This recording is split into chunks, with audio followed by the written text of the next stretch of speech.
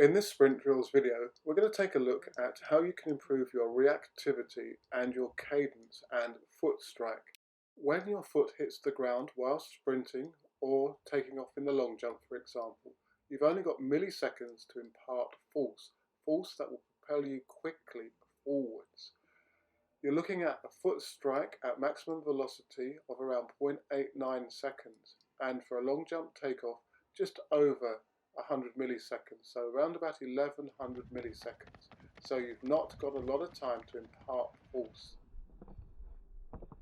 We do a lot of drills that involve working on that contact, that sharp electric, if you like, contact with the track to impart greater force.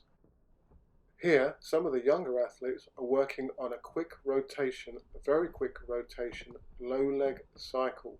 They have to keep their toes up so their ankles are stiff, and it's all about turning the legs round as quickly as possible whilst bringing the foot across at shin level. I'll often vary the height of the lift of the foot whilst doing these rotational drills. So here, they're varying from an ankling drill, a calf drill, and a low leg cycle. So they have to switch between the ankle drill and the low leg cycle. It can be difficult to discern, and some of the guys aren't doing the drill quite so well. But the objective is to roll across the feet and then, after a 5 to 6 meter gap, start to rotate for a low leg cycle and then repeat. This means there will be 3 changes.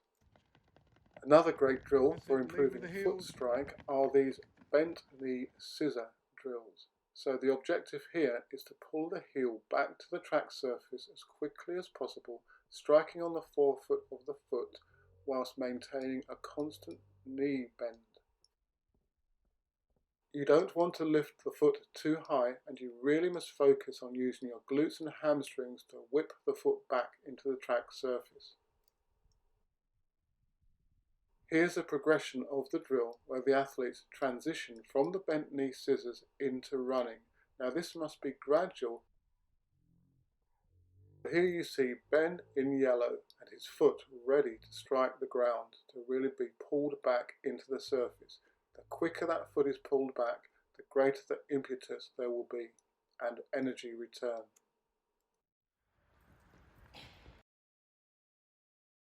I've copied a clip again for you to focus on the other crucial aspect of this drill, and that's the pull through, the recovery of the foot from the back of the body to the front. So that foot needs to travel as quickly to the front of the body as possible, and the hips must be used. So that nicely leads us on to some more drills that will work the hip rotation. Power up your hips. As I've said in many of my other videos, the more powerful you are in your hips, the more able you are to rotate your legs quickly and impart force down into the track surface, the faster you're going to be. I won't cover all these drills here in detail, and will do so in another video, but let's take a look at the general principles of them. These are all leg rotation drills. So this one's an alternate leg one. So right leg cycles, lift the heel to the bottom, pull it through, then the left. And it's about speed as well as range of movement. Don't shorten the movement too much. Keep that range.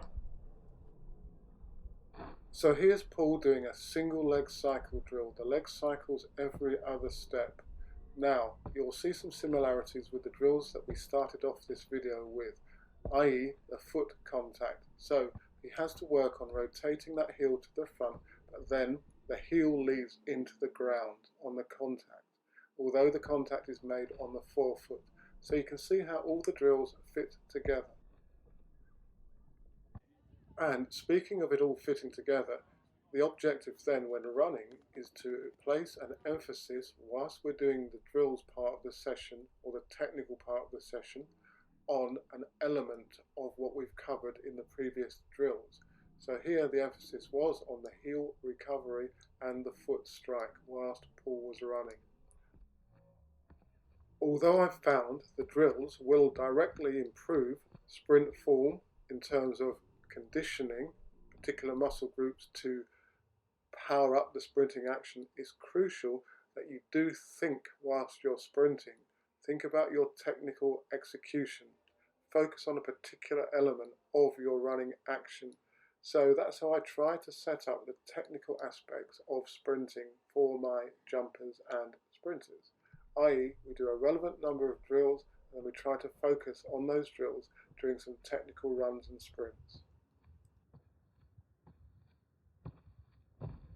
Ultimately, you want everything to become automatic, so you don't have to overly think when you're actually competing. Adam is an under-20 athlete who's only just started to train with us, and he's been pretty consistent and his running is starting to improve. He's striking the ground more under his body and also his toes are more up. He had a tendency of dropping his toes, so there's been a big improvement, and this is also transferring into his takeoff where the foot is starting to come back towards the board rather than being pushed out and being a bit loose. If you'd like to find out more about my drills-led jigsaw puzzle approach to putting drills together for highly effective training transfer, then why not consider becoming a channel member? There are 9 videos in the series so far, and we go into detail about training planning and programming, for example, and how to construct in detail specific training phases. So you can see how regularly incorporating the various drills that I've shown in this video and the other ones that I utilise, that you can see in my other videos, does actually improve performance.